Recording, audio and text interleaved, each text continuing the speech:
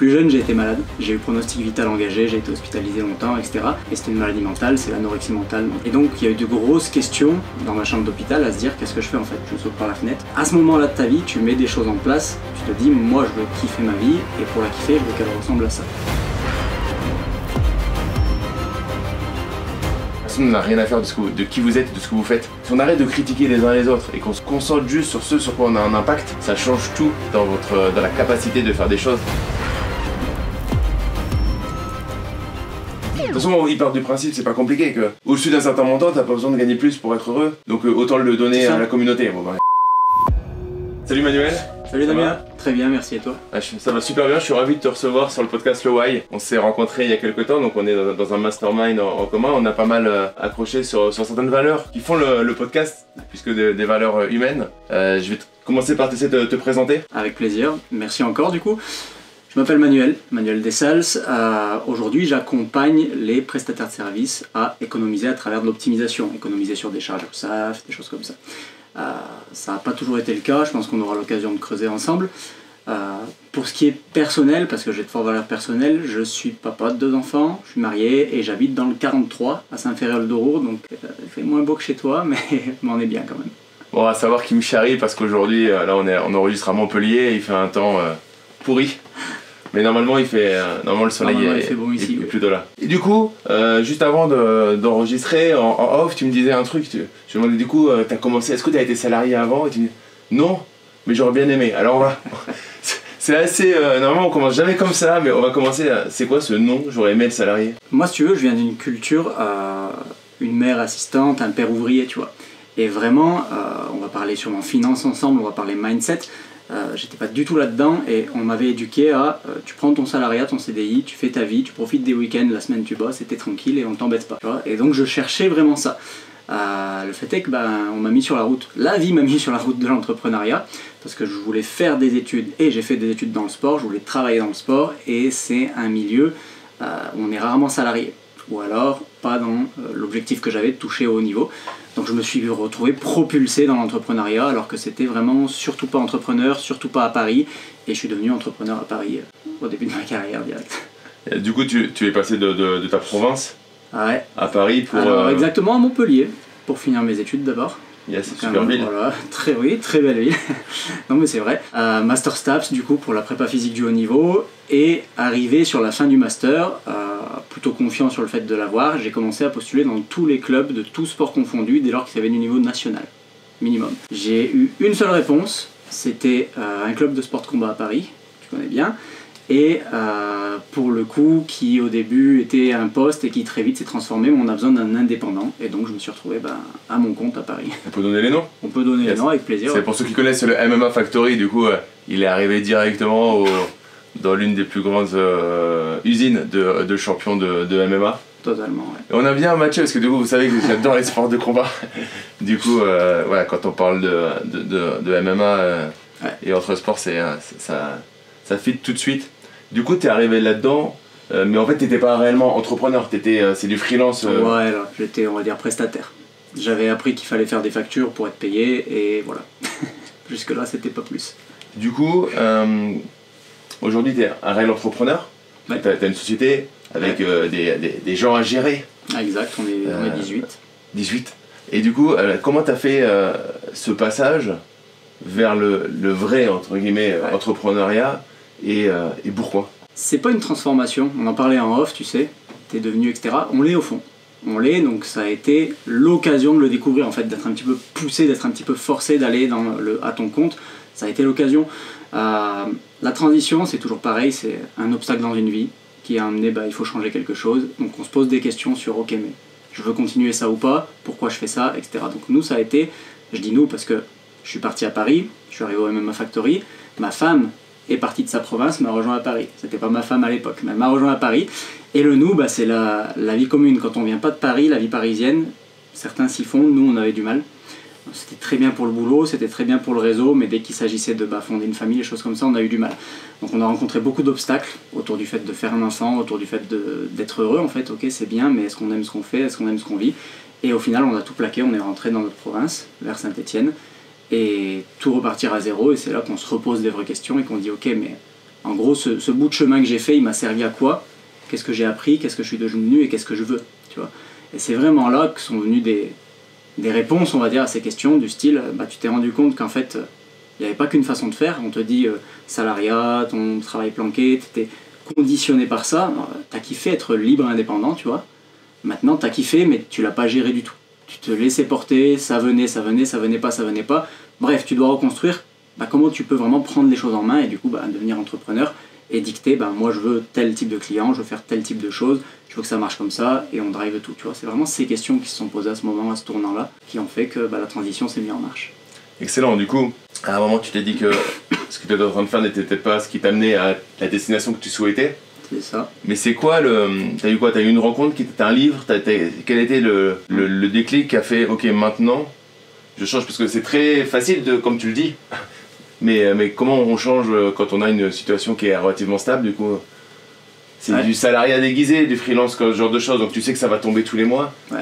Comment, c'est quoi ton déclic, une rencontre, un livre? Ça date d'avant en fait.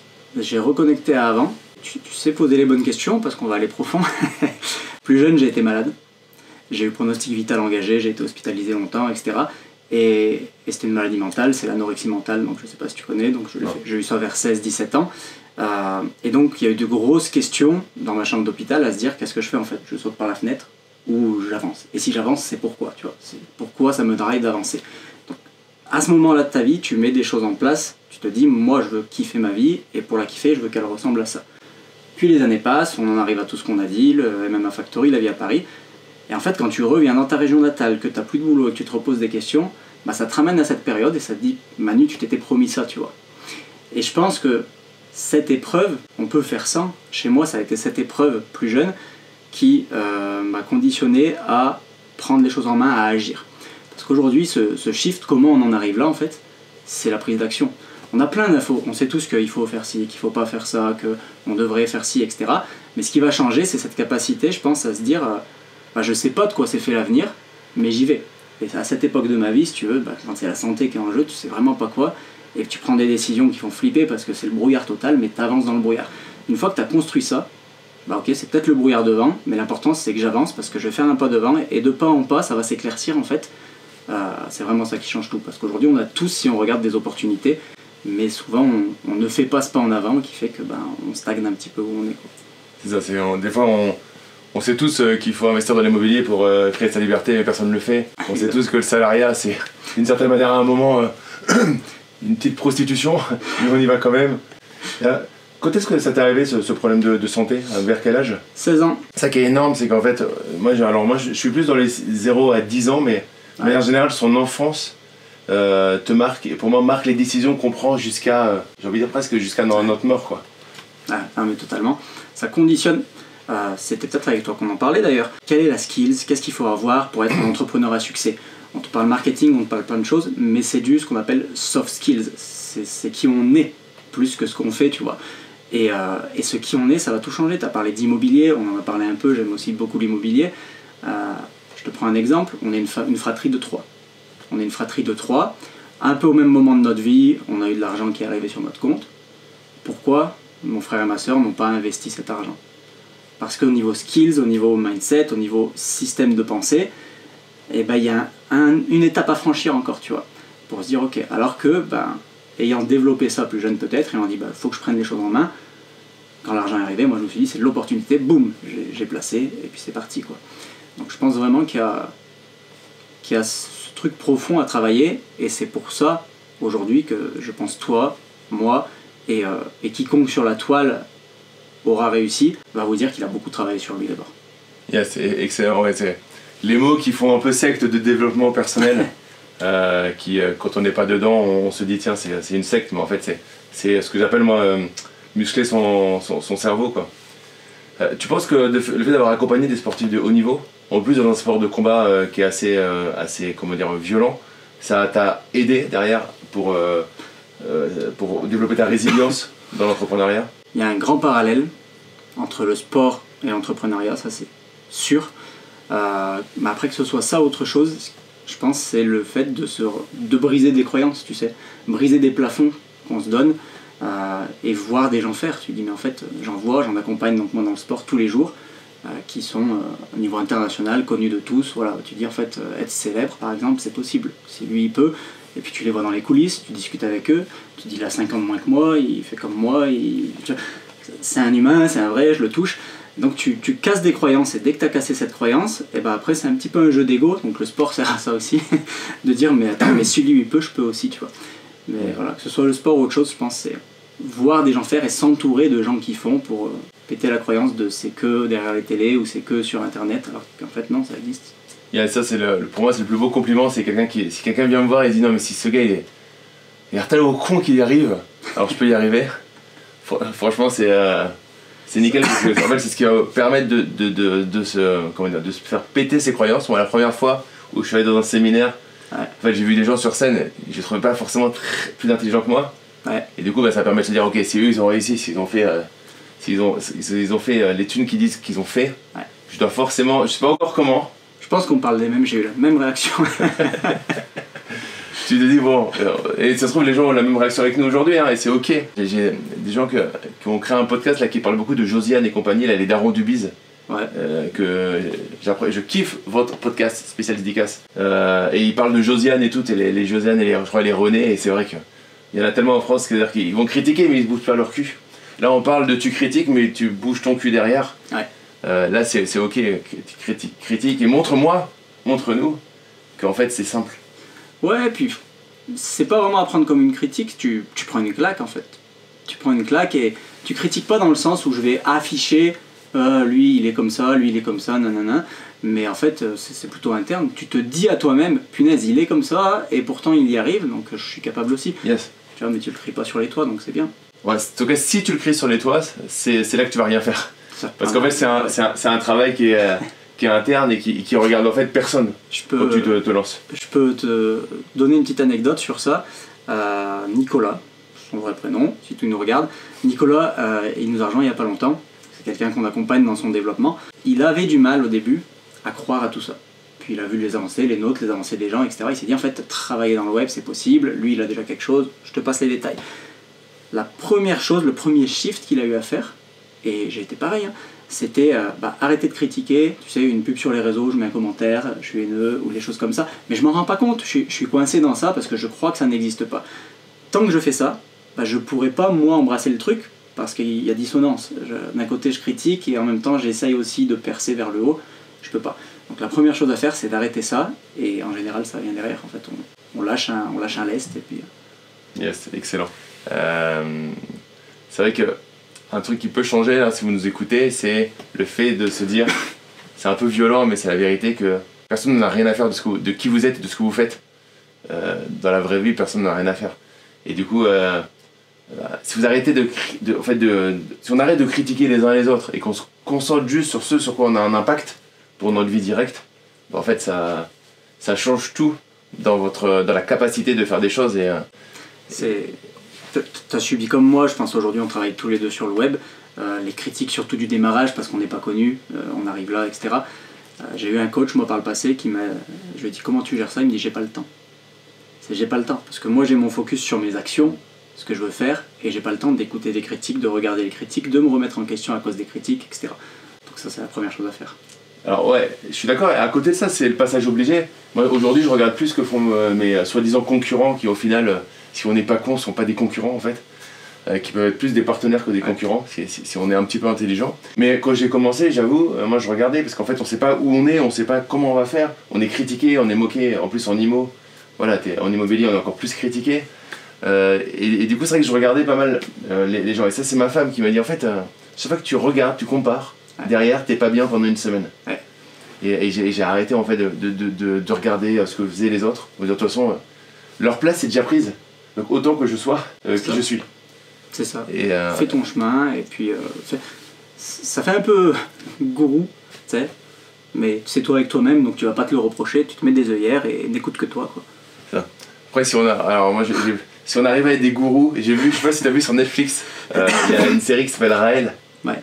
Ce mec est un... Ouais. Alors c'est un ouf, hein, allez voir la série, mais ce qu'il arrive, il arrive à lever les croyances, enfin à lever des croyances chez les gens, à les faire venir et valider ce qu'il dit, mais c'est un vrai... On est très loin de cette... Moi en tout cas je suis très loin de cette capacité qu'il a, et il arrive à faire des trucs... Faut avoir fait un gros travail sur soi. Après, gourou, il a beaucoup été, ce mot-là, détourné, empli de plein de trucs mauvais, mais au final, gourou, comme tu dis, c'est la capacité d'aider l'autre à croire en quelque chose, à réaliser des choses, etc., à travers l'inspiration. S'il n'y a pas de mauvaise intention derrière, c'est super bienvenu. Sinon ça s'appelle une arnaque, sinon ça s'appelle un mentor. Enfin, soit c'est quelqu'un qui va être plutôt un mentor, soit ça va être comme un Raël, une vraie grosse arnaque. Et le problème c'est que quand c'est un mec brillant qui fait ça, il arrive à faire une vague, c'est impressionnant cette série. Je regarderai parce que je l'ai pas, j'ai vu qu'elle existait. Ouais, c'est un peu longué, il n'y a pas trop d'épisodes, mais c'est un petit peu longué, mais c'est impressionnant comme il arrive à faire en sorte que des gens lui signent, qui ne feront pas d'enfants pendant des années tant qu'ils sont dans l'organisme, ou des femmes qui ne seront dévolues que à lui et à personne d'autre sexuellement. C'est admirable, enfin si on prend le côté psychologie, enfin ouais, j'adore toujours, par exemple j'aime pas trop les hommes politiques, mais j'adore écouter les hommes politiques. Et en fait, je retiens pas forcément ce qu'ils disent, mais je trouve qu'il y en a pas mal qui sont assez bons au niveau du discours. Et il faut toujours, des fois, se dire, bon, j'aime pas ce gars-là, mais je vais juste voir la leçon de ce sur quoi il est très bon, quoi. Yes. Je sais pas si ça te fait ça. C'est comme, si, totalement. C'est comme les films, de nos jours, les films de gangsters. Les gens adorent. Ils volent les gens, ils en tuent, et on adore parce qu'on reconnaît, et puis c'est bien mis en scène pour, mais on reconnaît sa capacité à faire ça, à évaluer ça, etc. etc. Aujourd'hui, les gourous, c'est plus décrié, parce qu'on y voit le risque que s'il est mal intentionné, ça pue, mais tu as cette capacité, du coup, ce que tu nous dis, à avoir du respect pour, ok, c'est abusé comment il se sert de ce don ou de cette capacité-là, mais respect, quoi. C'est parce que s'il avait fait ça de façon bienveillante... Voilà. Et après, c'est à chacun aussi, ok, s'il est capable de le faire, je peux le faire, sauf que je vais le faire pour des choses bienveillantes. Pour changer des choses. C'est quoi ton quotidien de chef d'entreprise ? J'ai une routine matinale, j'espère que tu en as une aussi. Donc ça, peu importe la journée, ça change beaucoup. Tu vois, aujourd'hui, je suis là, je me déplace, mais j'ai ma routine tous les matins. Et j'ai mon petite routine du soir. Tu pourras rentrer dedans si tu veux. Mais donc j'ai ma routine matinale, ça prend entre 5 et 20 minutes. Derrière, j'ai évaluation entre guillemets de mes KPI. Je les regarde. Donc aujourd'hui, il y a les équipes qui tournent.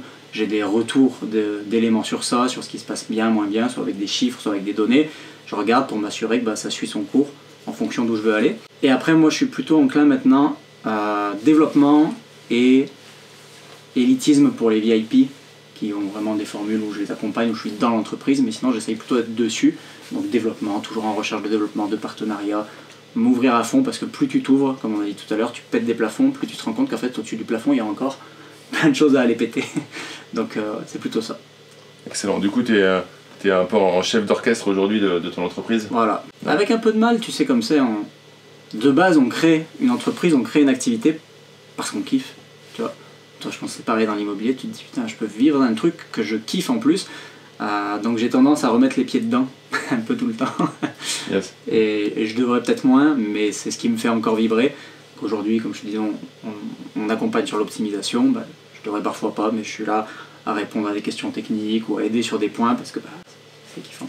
Après, je pense qu'il faut se garder des choses qu'on aime faire et pas toujours se... Tu sais, il y a la méthode qui voudrait que on mette quelqu'un à chaque poste et qu'on délègue chaque chose. Moi, j'aime répondre au support fonctionnel. Ouais. Et j'ai mis en place un système qui me permet de répondre en un quart d'heure, 20 minutes, à balayer un max de questions. Mais j'aime bien le faire. Ouais. Donc j'ai pas envie... En fait, il serait normalement tendance de le déléguer. Ouais. Comme des certains coachings que je fais encore.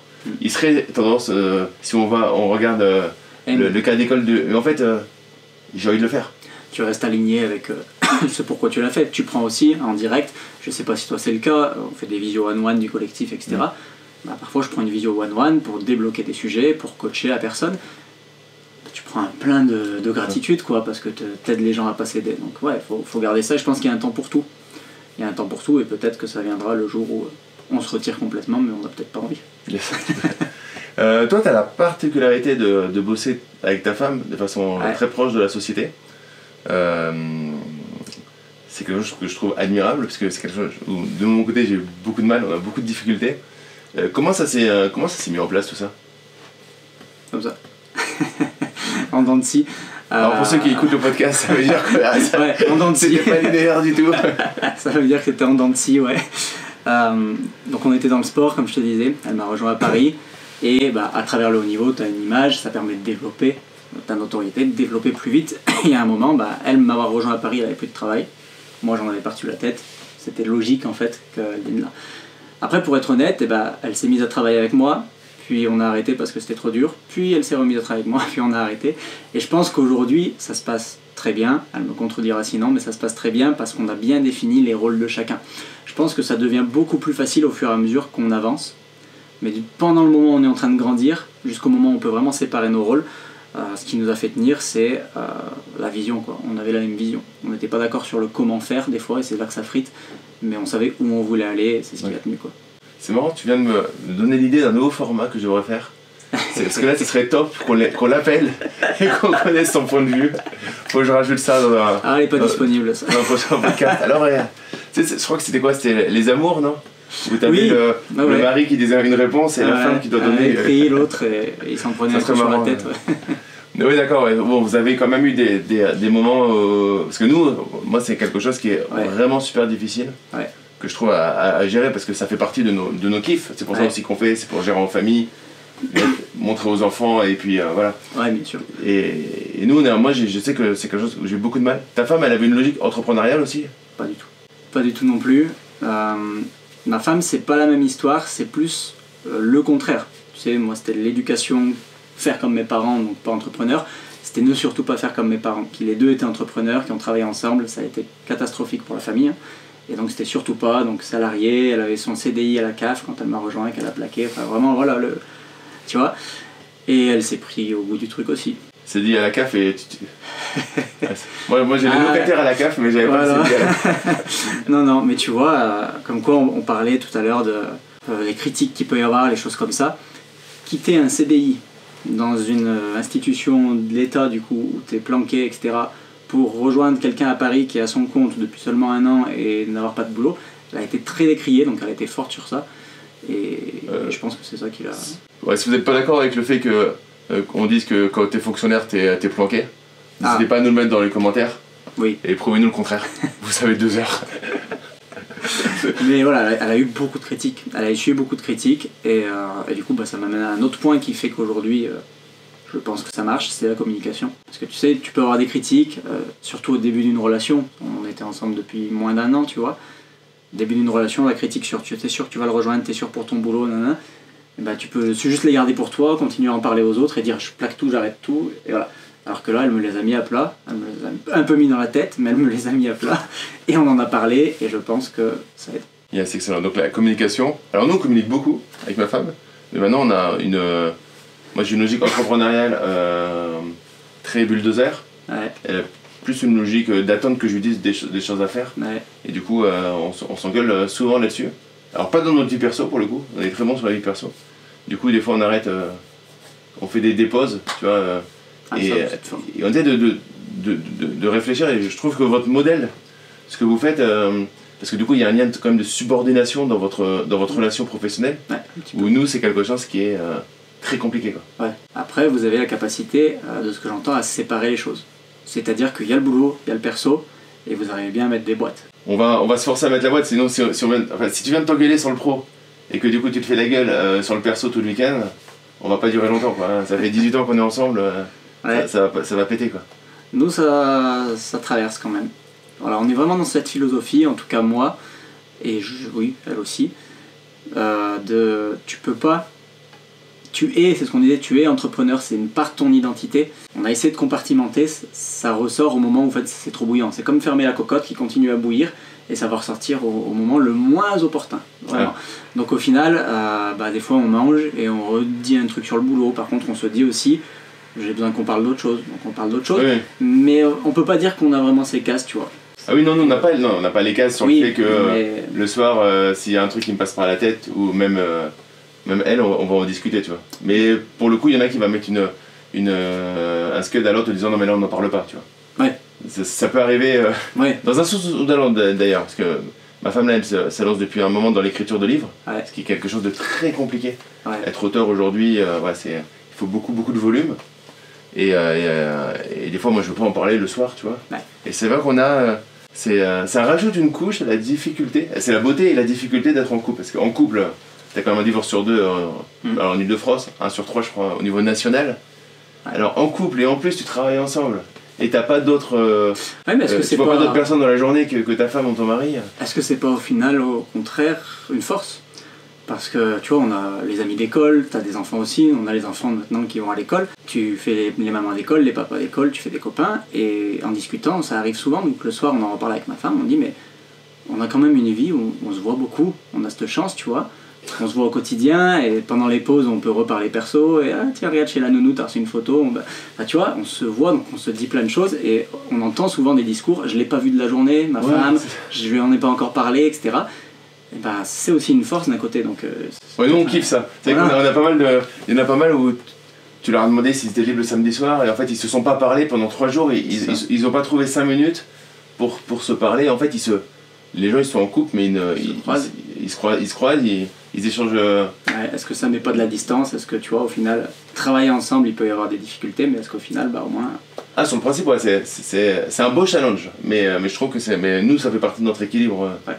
Il y a ma mère qui était chez moi hier qui me dit Damien, est-ce que tu te verrais repartir travailler quelque part, parce que je travaille de chez moi, du coup j'ai des bureaux chez moi, travailler quelque part, et je lui disais mais travailler en tant que salarié ou travailler avec mes bureaux, de bah l'un ou l'autre. En fait, je me suis rendu compte que même à l'échelle, parce que j'ai voulu à un moment louer des bureaux pour monter des équipes en physique et tout, et en fait ça allait pas dans mon business model de vie. Ouais. Ça m'aurait fait croître plus vite au niveau de ma société, je pense. Ouais. Mais ça va pas dans mon business modèle de vie qui est plus important que mon business, quoi. Ça me fait plaisir ce que tu dis. On partage un peu le même schéma et la même pensée autour de ça. En immobilier aussi, tu dois le voir. C'est un petit peu comme, ok, toujours se poser la question en fait. Ok, on me dit que c'est comme ça que ça marche le mieux, que c'est comme ça. Mais à quel moment ça match avec moi ce que je veux, tu vois. Et arriver à... Quand t'es entrepreneur, tu construis ta route. Et du coup, arriver à la construire avec ça, tu vois. Pas faire de... Exactement comme les mots. Et ce que je dis aux gens, c'est cool de faire, faut pas copier sur son voisin. Ouais. Franchement, si vous nous écoutez, vous êtes à l'école ou en études, si t'as pas fait l'examen, pompe sur ton voisin, tu t'en fous, de toute façon t'auras 10 et au moins tu n'auras pas à le refaire 2 mois plus tard et tu vas pas changer ta vie d'avoir une bonne note ou une mauvaise note, honnêtement. Donc il vaut mieux pomper sur celui qui est à côté. Par contre, dans la vraie vie, si tu pompes sur la stratégie de ton voisin, et en IMO, je parle souvent de la location courte durée, qui est une super stratégie, si t'as vraiment envie de te faire chier à gérer de la courte durée, des femmes de ménage, etc. Et l'entrepreneuriat, c'est pareil, il faut pas copier sur son voisin, il faut s'inspirer, mais voir est-ce que ça nous correspond à nous dans notre vie. Je vois, nous, on a plein moi j'ai plein de connaissances ils ont 20 à 25 ans, alors ils réussissent super bien, mais ils ont pas de gamins. Ils peuvent partir quand ils veulent, donc bizarrement, ils payent moins d'impôts à Dubaï, et ils ont pas la même vie, donc en fait, soit je me compare, et tu restes dans un truc en disant tiens, regarde ce qu'il fait, soit tu dis non, parce que moi je suis en train de construire autre chose avec un autre équilibre, et c'est ok aussi. Ça fait tellement écho à plein de sujets, on en parlait, cette histoire de partir à l'étranger, etc. Avec Maxence, que tu dois connaître aussi. Ouais, Maxence Rigotier, du coup, si vous voulez voir, il y a un épisode de podcast avec Maxence. Parfait, tu vois, j'ai mangé avec lui il y a une semaine, et on parlait de ça, et forcément il vit à l'étranger, enfin hors de France, et donc il arrive tout de suite en disant je ne comprends pas qu'on puisse travailler dans le web et rester en France, tu vois. Et je dis bah ouais, mais tu sais, moi j'ai ma famille, j'ai la mamie pour les enfants, et puis j'aime le cadre de vie français, et puis comme tu le sais, on fait de l'optimisation pour les structures françaises, ça fait sens qu'on reste en France et qu'on applique ce qu'on prône, on adore ça de toute façon. Mais voilà, c'est toujours se ramener à ok, mais moi est-ce que c'est ce que je veux? Et je sais que personnellement je ne voudrais pas partir parce que je veux le juste équilibre. En immobilier, je me permets de te poser la question, par exemple, tu connais les frugalistes? Oui. Voilà. Par exemple, moi quand j'ai commencé l'immobilier, c'est vraiment un truc qui me titillait. J'ai suivi, pas des formations, mais des newsletters, des choses comme ça. Et tout le temps, on me disait, il faut investir et vivre tout petit dans ton appart serré avec ta femme. Quelque part au milieu de tout ça, nous on s'est permis de dire non, j'achète ma maison à un moment, tu vois, avant qu'il soit trop tard, parce que je veux ça aussi. Excellent, bon, on se rejoint aussi là-dessus, c'est-à-dire que ne pas acheter sa résidence principale, moi en tant qu'investisseur, quand on est revenu dans le sud de la France, alors j'ai fait 2 achats-reventes de résidence principale avant où j'ai gagné pas mal d'argent. Ouais. Et du coup, je voulais pas acheter la résidence principale. Ma femme voulait acheter la résidence principale. Et ce que je dis souvent, c'est que j'aime plus ma femme que l'argent. C'est peut-être une erreur, hein. Dites-moi dans les commentaires si c'est une erreur. Mais en tout cas, aujourd'hui, c'est le cas. Et du coup, on a acheté la résidence principale. Parce qu'au final, si je meurs demain, je veux avoir été heureux dans l'endroit où j'ai été et épanoui dans mon couple et dans ma famille. Et PS, pour ceux qui m'auront mis, c'est con ce que tu dis, ben, divorcer, vous verrez, ça vous coûtera plus cher que acheter la résidence principale. On peut penser que c'est con, pas moi, hein. Ça fait 18 ans que tu es avec elle et ça se passe bien, donc ça a l'air de marcher. Et il n'y a pas de route toute faite, et oui, les frugalistes, alors le mouvement FIRE et tout derrière, enfin, c'est cool, et c'est vrai, du coup c'est quoi? C'est qu'ils disent ok, je me serre la ceinture pendant 20 ans, ou 10 ans, ils estiment le montant qu'ils doivent capitaliser pour être libres financièrement. Déjà, ils font pour moi fausse route dans le sens, enfin, il y a une partie qui est une bonne route, et une partie qui est une mauvaise route, c'est plutôt essaye de gagner plus d'argent en travaillant moins ou en ayant plus d'impact. Parce que je voyais, il y avait un infirmier, bah pour gagner plus, il faisait quoi? Il bossait 7 jours sur 7, il prenait jamais de vacances, il était tout seul, célibataire au fond de son truc. Bah, essaye de te dire plutôt, bah, je vais aller soigner des gens qui ont plus d'argent et ils vont me donner des pourboires. Enfin, en fait, il y a des trucs tout bêtes, il y a des moments où il faut aller chercher de l'argent. Si ton ambition numéro 1, c'est d'accumuler 1 million, parce que tu sais qu'avec telle rentabilité, tu seras tranquille. En fait, on en revient à la question de l'objectif, ok. Si tu fais ça, très souvent, des salariés qui vont vouloir faire ça pour sortir, parce que c'est plus dans le salariat, on peut ressentir se mettre au boulot dodo parce qu'on a les horaires imposés, etc. Très souvent, on va faire ça pour sortir de ça. Mais financièrement parlant, ça peut être malin. C'est-à-dire parce que je charbonne et ensuite je suis gagnant. Mais au final, dans le rythme de vie, est-ce que tu quittes pas un bagne pour un autre? Parce que, imagine, ça prend 10 ans, comme tu disais, et qu'au bout de 5 ans, il t'arrive un gros pépin de je peux prendre la santé, comme on en parlait, ou autre. Est-ce que tu vas pas te dire, punaise, en fait, j'ai charbonné 5 ans, et j'aurai pas mon résultat derrière. Il vaut mieux vivre l'expérience et se laisser à chaque moment du temps pour, et donc peut-être acheter ta maison, peut-être faire ton voyage que tu as mis de côté pour. Mais voilà, je pense, moi c'est ma façon de penser qu'il faut toujours mettre, ok, il fait comme ça, il parle de ça, ça se tient financièrement, ça se tient dans les maths. Est-ce que j'en ai envie? Parce que je vis ma vie à chaque jour, en fait, je vis pas ma vie dans 10 ans ou dans 20 ans à la retraite, tu vois. Et puis on peut transformer, on peut faire des solutions hybrides. On achète sa résidence principale, mais on fait en sorte qu'elle prenne de la valeur dans le temps, qu'il y a des travaux à faire. Ouais. On peut faire des solutions hybrides, et encore une fois, vous avez envie d'avoir tel montant d'argent, bah, je bosse comme un acharné 7 jours sur 7, où je fais en sorte d'avoir un taux horaire qui soit plus élevé. Alors on va me dire, ouais Damien, c'est pas vrai, c'est difficile la vie aujourd'hui. Bah, c'est difficile les amis. Alors c'est vrai que c'est difficile, mais là on est entouré de personnes, bah, ils ont un boulot et à côté ils ont monté un studio et ils bossent à côté. Bah, c'est la vie, c'est comme ça. Ils veulent gagner plus. Ils ont trouvé un système pour faire plus d'argent. Et à un moment il faut y aller sur des compétences qui se monétisent et gagner plus d'argent plutôt que, c'est pas méchant mais un infirmier, vous êtes aujourd'hui c'est des métiers où vous bossez comme des malades. Pour essayer de voir comment vous pouvez mixer les deux entre, voilà, je suis passionné par ça, mais je veux gagner plus. Il y a un peu de résilience aussi.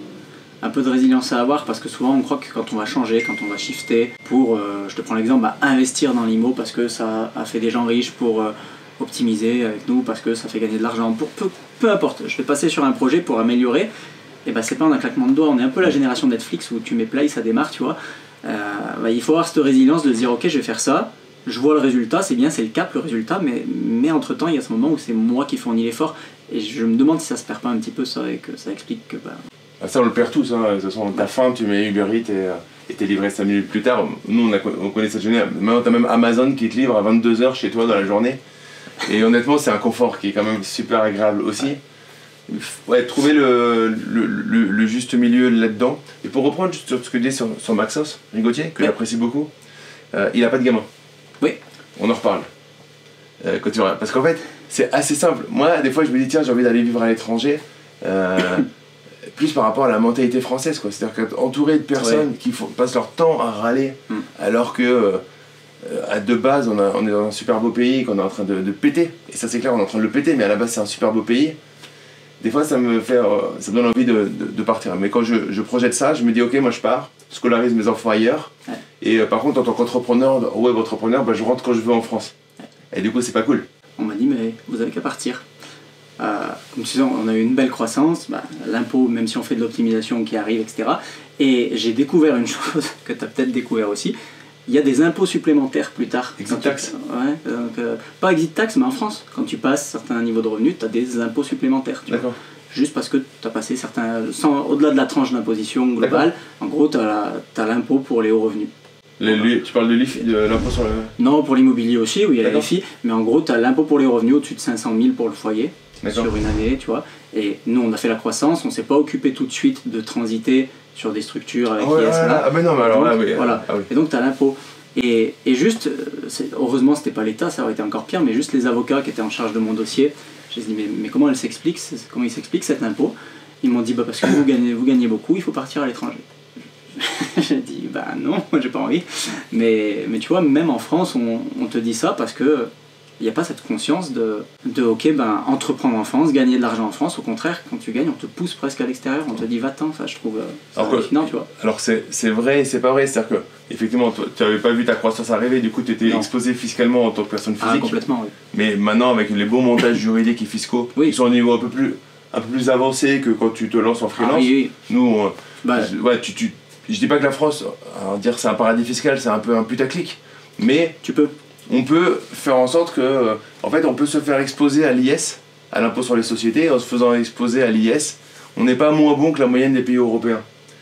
Par contre, ce qui est sûr, c'est qu'en personne physique, Mélenchon, c'est un champion, c'est pas prêt de s'améliorer, quoi. Ouais. De toute façon, il part du principe, c'est pas compliqué, que si tu au-dessus d'un certain montant, t'as pas besoin de gagner plus pour être heureux. Donc autant le donner à la communauté. Bon écoute...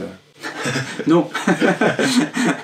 Si je choisis, oui, moi, je suis plutôt comme ça. Mais t'as raison, moi, quand tu dis la France c'est un paradis fiscal, je peux pas dire ça non plus. Pour le coup, tu le sais, on fait ce travail-là d'optimisation chez les entrepreneurs pour le coup. Ça peut l'être. La différence avec Dubaï, la différence avec l'Estonie, bon je connais pas tous les régimes, c'est que quand tu vas à l'étranger, on te dit tu gagnes tant, c'est tant d'impôt, c'est linéaire. En France, on te dit tu gagnes tant, c'est comme ça, mais sauf si, et si tu le fais à tel moment comme ça, tac, et tu peux te créer en fait ton truc. L'IS en fait partie, mais tu peux te créer ta solution qui fait qu'en fait t'es plutôt bien. Alors on va pas faire un cours d'économie, mais en fait si tu pars du principe de combien j'ai besoin pour vivre, et que ça tu essayes de le sortir en le compartimentant en 5 parties, 4 parties moins fiscalement imposées, une partie qui est le salaire plus fiscalement imposé, mais qui t'amène une couverture qui au final l'un pour l'autre n'est pas si dégueulasse que ça. C'est pas con le game, mais il faut comprendre. Il faut accepter aussi de faire le deuil. C'est-à-dire que ce que t'as fait, t'es monté vite, t'as pris une banane. Ouais. C'est la vie. Tant pis pour toi. La prochaine fois, tu la prendras pas. Voilà. Mais t'as adapté, et du coup, tu t'en prends. Peut-être pris une, mais t'en prendras pas deux. J'en prendrai pas deux. Et il faut peut-être. Courage, le mot peut être fort, mais de se dire en fait, quand je me laisse porter, c'est pas ma faute ce qui m'arrive. Alors que si je choisis, tu vois, une nouvelle stratégie pour et que ça se casse la figure, parce que ça peut arriver, et ben ça va être ma faute. Mais en fait, le non-choix est un choix, comme c'est avec toi qu'on en parlait, je crois.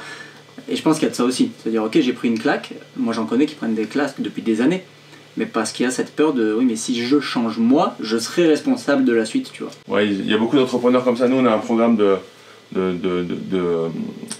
mentoring, d'accompagnement pour les entrepreneurs qui font un certain chiffre.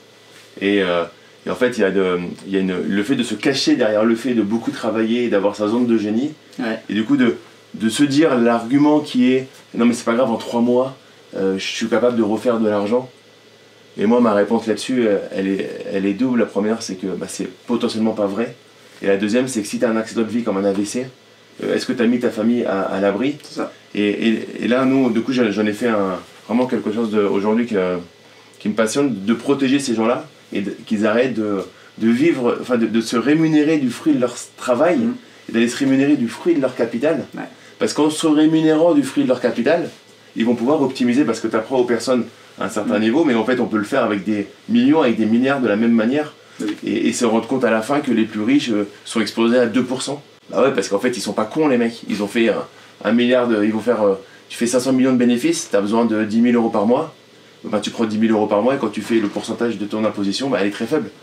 Et tu fais grossir ton patrimoine, ton patrimoine en société. Quoi. Et après, toujours en recoupant ça avec ok, qu'est-ce que je veux pour ma vie? Autant je suis d'accord, et autant il m'arrive d'appeler ça de la culture d'argent, parce que tu le laisses dormir dans la société, ou dans le complexe de société, et à un moment... L'argent est fait pour kiffer aussi, tu vois. Donc, toujours remettre en question de, ok, un temps ça peut-être, et un projet, bah là je me permets de sortir plus, etc. Yes, Voilà. mais tu peux sortir.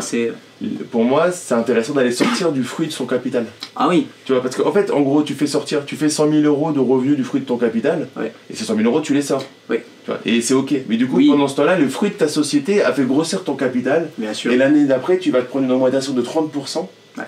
de ton rémunération. Le but, c'est pas de mourir en étant le plus riche du cimetière. Ah, non. Par contre, si on passe du côté, et si vous nous écoutez, si vous avez une logique, où vous y êtes déjà et vous voulez monter au-dessus, ou vous avez envie d'y être entrepreneur. Quand on est entrepreneur, il faut s'exposer au niveau de la société et moins au niveau de sa personne physique. Mais bien évidemment, il faut kiffer la life. Et il ne s'agit pas à côté de payer ses vacances avec ses enfants sur le compte de la société. Enfin, c'est un juste milieu, c'est de l'intelligence financière tout simplement. Ouais, pour enchaîner, c'est quoi, tu dirais, comme étant ta meilleure compétence dans le poste de chef d'entreprise, d'entrepreneur? La modélisation. C'est-à-dire être capable de voir, vivre, tester un truc, tu vois, et d'en tirer l'essence, tu vois, de qu'est-ce qui fait que ça a marché ou pas, c'est quoi les composantes du truc, et du coup comment je vais pouvoir facilement le déléguer à mon équipe, l'apprendre à mes clients, etc. Tu vois, de modéliser le truc. Parce que tu as beaucoup d'entrepreneurs aujourd'hui que tu leur demandes mais comment ça fait que ça marche ce que tu fais et que ça marche pas pour d'autres. En fait, j'ai toujours cette question, tu vois, c'est un petit peu le manque de confiance que j'avais plus jeune, de se dire ok, mais pourquoi ça marche pour certains, pourquoi pas pour d'autres, tu vois. Et du coup, bah, se poser cette question-là, tu es obligé de tirer les ingrédients, on va dire, de la recette pour être capable de la répliquer. Et à force d'avoir fait ça, je pense que c'est mon point fort. Et c'est quelque chose que tu fais aussi dans la vie perso, avec tes enfants et tout, modéliser. Ouais. Donc en fait, ça va au-delà de l'entrepreneuriat. Je gère mes enfants, en fait, comme l'entreprise. mais c'est vrai. On en parlait par rapport à la femme, on en parlait par rapport au couple. On peut pas, c'est un deuxième truc que je dis souvent, on peut pas être quelqu'un au niveau boulot, ou devant les caméras comme toi et moi aujourd'hui, et être quelqu'un d'autre ailleurs. On est obligé d'embrasser le truc à fond, et si aujourd'hui quand tu développes toi quelque chose pour ton entreprise, bah, tu le fais d'une certaine façon, je suis sûr que quand tu vas préparer tes prochaines vacances, tu le fais pareil en fait. C'est énorme ce que tu dis, parce que quand j'étais salarié, moi j'ai fait 14 ans salarié en banque, et il y avait vraiment des crevards, quoi, des gens qui râlaient, qui étaient vraiment mesquins. Et je disais souvent à des personnes, je disais, c'est impossible que ces gens-là, ils soient pas comme ça avec leur femme, avec leur mari, ça doit être des gros crevards chez eux de la même manière. Je crois pas que tu puisses être autant hermétique que ça. Tu vois, c'est entre la vie perso et la vie pro, surtout sur certains, ce qu'on appelait tout à l'heure les soft skills, c'est-à-dire des choses où tu peux faire semblant 5 minutes, bon je vais me poser, machin. Au bout de 5 minutes ça explose et le naturel ressort, quoi. Même les métiers où c'est nécessaire, j'ai été pompier volontaire, tu vois. Donc les pompiers, je pense que les gendarmes c'est pareil, bah, ils ont un uniforme pour faciliter ça. Parce qu'il y a des choses que tu peux faire, dire ou pas en fonction de quand tu représentes l'uniforme. Je pense que même ces métiers-là, bah, j'en ai vu des pompiers péter un boulon contre des victimes parce qu'ils se faisaient insulter par la victime ou quoi, et tu ne devrais pas, tu vois, c'est très rare heureusement, mais c'est des humains donc c'est normal, et même avec des métiers uniformes, c'est pas possible, tu es qui tu es, quoi. C'est vrai, je pense que ça peut peut-être un peu plus de temps, c'est-à-dire qu'il faut aller peut-être un peu plus loin pour lui qu'il sorte, mais ouais. C'est quoi pour toi le défaut que tu as le plus de mal à gommer? Et me dis pas la modélisation. Hein. Non, je déconne. Je pense que je suis capable de m'imposer un rythme, de m'imposer des choses, tu vois, pour avancer, des contraintes, etc. Et que j'ai tendance à les imposer aux autres. Alors je fais très attention à ça, mais j'ai du mal parfois, c'est mon défaut, à me rendre compte que bah ouais, moi je peux tolérer jusqu'à tel niveau, mais d'autres vont pas tolérer autant dans charge de travail, dans objectifs, parfois trop ambitieux, toutes les choses comme ça. Et comme ça me fait pas vibrer, enfin je n'imagine pas ne pas être autant ambitieux, ne pas être autant rigoureux, tu vois. Bah, j'ai parfois du mal à comprendre, alors je sais, mais j'ai parfois du mal à sentir que les autres c'est trop pour eux, tu vois. Yes, on a le même défaut, si tu penses qu'il y a un truc qui est faisable, c'est que la personne en face doit dire que c'est faisable. Si je peux le faire, elle peut le faire aussi. Ouais, c'est dur, très très dur à gommer ça pour le coup. Ouais. T'as des passions à côté de l'entrepreneuriat? Le sport. Tu fais quoi? Beaucoup d'entretiens chez moi maintenant, et puis tu sais, j'ai 33 ans, j'ai commencé à avoir un peu de bedaine, donc je m'y remets plus sérieusement en mode plus crossfit. Ouais. Mais si on doit parler passion, qui m'est revenu, tu vois, qui était enterré depuis 5-6 ans, c'est tout ce qui est culture japonaise et manga. Tu parles japonais? Non. Je connais 2-3 mots comme quiconque regarde des mangas, mais je vais pas plus loin. Du coup, tu connais le nom du podcast, ça s'appelle Le Why. Ouais. C'est quoi ton why à toi aujourd'hui? Je pense que ça change. Pas du tout au tout, tu vois, mais ça évolue le why. Et je suis désolé, je vais pas répondre à la question du why. Mais dans ma routine matinale, j'ai mes 5 verbes d'action. Et tu vois, il va y avoir des semaines où il y a un verbe qui sort plus qu'un autre, etc. Mes 5 verbes, je te l'ai dit, impacter, connecter, construire, liberté qui n'est pas un verbe, mais qui me fait vibrer, et rêver. Et mon why, il est aussi entre ces 5-là en fait. C'est-à-dire que de temps en temps, je vais me lever le matin, je vais faire ma routine, puis je vais voir ces 5 verbes d'action, et complètement, ça va être rêver, tu vois. C'est rêver, mon why, c'est pour continuer à rêver, à se dire que c'est possible. Puis d'autres fois, ça va tourner dans ces 5-là. Tu viens de me péter le référencement du podcast. Parce que ce que tu as fait était très bon, c'est-à-dire que tu as donné 5 verbes, et il y en a un qui n'était pas un verbe. Il faut laisser l'erreur, comme ça les gens commentent et disent « Mais liberté, c'est pas un verbe !» Désolé, vous m'avez pas entendu. Ah là là là. Je t'avais dit de faire des erreurs exprès. Yes, ok. Et tu fais ces actions le matin Pour rester aligné, parce que c'est toujours la même chose. Hein. Dans une journée, il y a plein... Je sais pas si vous êtes énergie ou pas, mais il y a des humains qui interagissent avec toi, il y a des choses qui se passent. Et en gros, ça peut te faire tomber en down, ça peut te faire de la motivation, ça peut te faire plein de choses. Si t'as pas ce pourquoi en fait je fais ça, donc mes 5 raisons de faire ce que je fais, t'avances plus. T'as un cadre des rêves à la maison? Alors non, je connais, c'est une façon de faire. Non, parce que tu sais, j'aime pas rester dans un cadre, je pense que ça vient de là. Mais c'est un petit peu, voilà, dans ma routine matinale, il y a des choses qui peuvent ressembler à ça, ouais. Ils ont quel âge tes enfants? 3 et 6. Ah, ils sont un peu petits. Parce que nous, à la maison, ce qu'on a fait là, il y a quelques mois, c'est qu'on avait le droit chacun à 4 à 7 photos. Donc pour mettre nos rêves, et après des photos pour mettre nos rêves, et du coup on les a dans le couloir. Comme ça, après dès qu'on en a fait un, il y a un throwback qui va avec la photo, la vraie photo c'est génial ça. Qui répond, et je trouve que c'est pas mal pour les enfants, pour leur montrer en fait que ce qui nous limite vos rêves. Ouais. Par contre, il va falloir se bouger pour les faire. Ouais, mais tu sais que je vais peut-être m'y mettre du coup. On en revient à, tu vois, personnellement, ma routine c'est des écrits sur un mémo exactement, bon c'est bien construit, mais parce que je sais que ça me suffit à visualiser un machin, mais pas pour tout le monde. Donc peut-être que je vais m'y mettre. Excellent. Qu'est-ce que tu dirais au Manuel qui avait 16 ans? Une paire de gifles déjà. Je lui mettrais bien une paire de gifles parce qu'il pense de travers, et j'aurais envie de lui dire ça va bien se passer. On a souvent peur de l'avenir. Le Manuel qui avait 16 ans, c'est celui qui est tombé malade parce qu'il se posait trop de questions. Ça va bien se passer. Est-ce que tu lis? Je lis pas beaucoup, j'écoute des résumés de livres en audio, type podcast un peu. Donc ouais. Voilà, des gens qui font des résumés de livres. Et j'absorbe plutôt plus facilement comme ça qu'en lisant. En lisant, j'ai tendance à m'évader trop vite et à plus être dans mon bouquin. Est-ce que tu aurais 3 livres du coup, ou 3 audios ouais. Comme ça qui t'ont marqué Totalement. Et c'est les mêmes, alors que j'en écoute de temps en temps de nouveau, mais c'est les mêmes depuis au moins 2 ans. Brian Tracy, Avaler le crapaud, c'est Brian Tracy. Je l'ai pas lu, mais alors je le fais des fois sur la compta le matin. Ouais, voilà, Avaler le crapaud. The One Thing, ouais. J'ai bouffé le nom de son auteur. Et moi, celui qui vraiment a été un gros step pour moi, pourtant c'est du réchauffé, mais si tu es capable de l'appliquer à toi, c'est la semaine de 4 heures. Tim Ferriss. Yes. Tim Ferriss. Donc Tim Ferriss, si vous le lisez, si vous ne l'avez pas encore lu, lisez-le. Il parle de son activité à lui, c'est de la vente de marchandises, de mémoire. On ne fait pas du tout ça, toi et moi. Mais si vous arrivez à extraire le truc, à modéliser, à dire ok, à moi comment ça s'applique, c'est une pépite. J'ai des post-it dessus, j'ai des pages cornées, j'ai tout. Je vous mettrai les liens du coup de ces vidéos. Je l'ai lu celui-là. Excellent. Donc moi ce que je fais en gros, c'est qu'à chaque fois que des invités donnent des livres, du coup j'ai créé une page lecture recommandée et j'enrichis cette page. Donc si vous voulez aller voir tous les livres qui ont été recommandés par les différentes personnes qui sont passées sur le podcast, et on va rajouter les tiens, allez dans la description du podcast. Et offrez des livres aux gens, parce que moi ça a commencé comme ça. Yes, si vous aimez un livre, offrez-le, c'est top. Et par contre, demandez-lui une promesse, c'est de le lire. C'est ça. Parce que voilà, les livres qui restent, j'avais fait une étude quand j'ai écrit mon livre, c'est 90% des livres qui vont, des personnes qui vont pas jusqu'au bout du livre, quoi. Mais ouais, même tu vois, on est entrepreneur, on sait s'astreindre à des choses. J'en ai plein qui traînent à la bibliothèque malheureusement. Ouais, il faut bien le choisir et il faut s'y mettre, quoi. Faut mettre de la discipline, on va dire.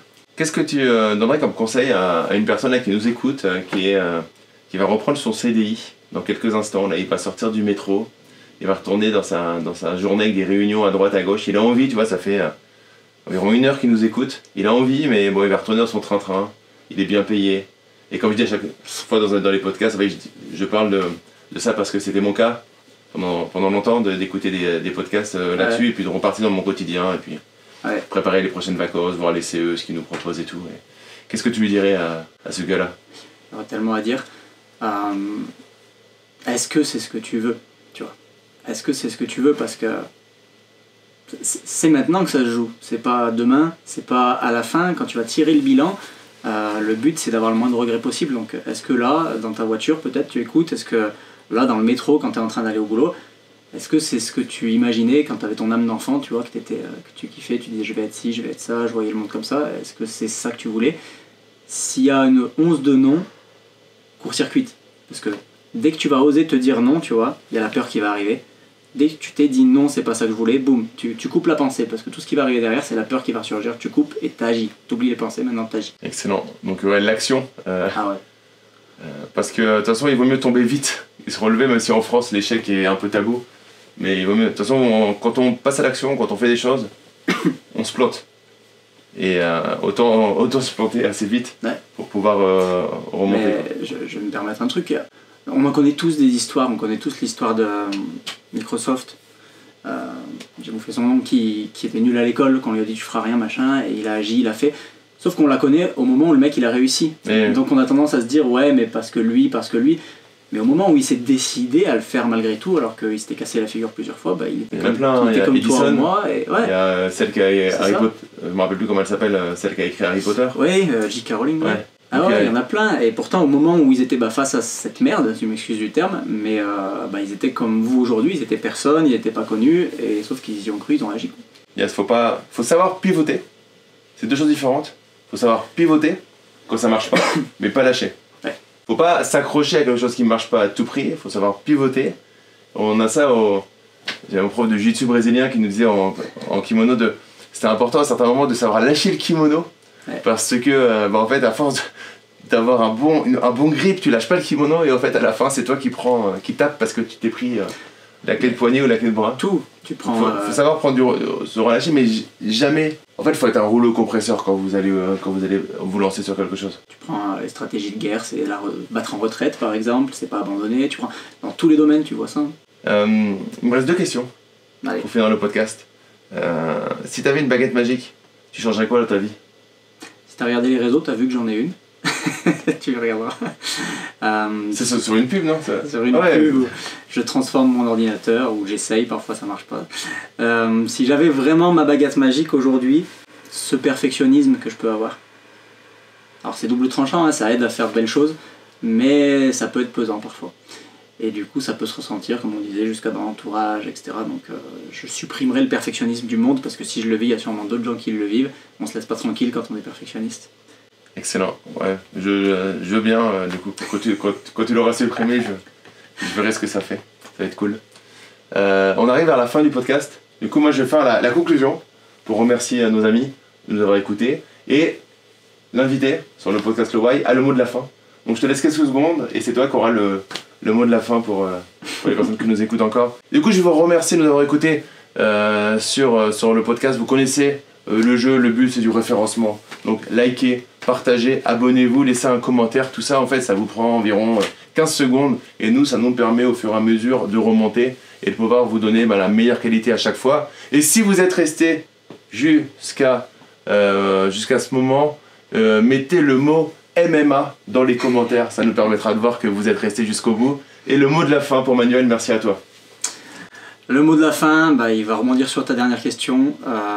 Fait vaut mieux que parfait. On est toujours dans le thème, je pense, de l'épisode d'aujourd'hui. Action, action, action. Et après, on verra comment ça s'est passé, on ajustera. Mais tout démarre avec une action et fait vaut mieux que parfait. Alors, go quoi.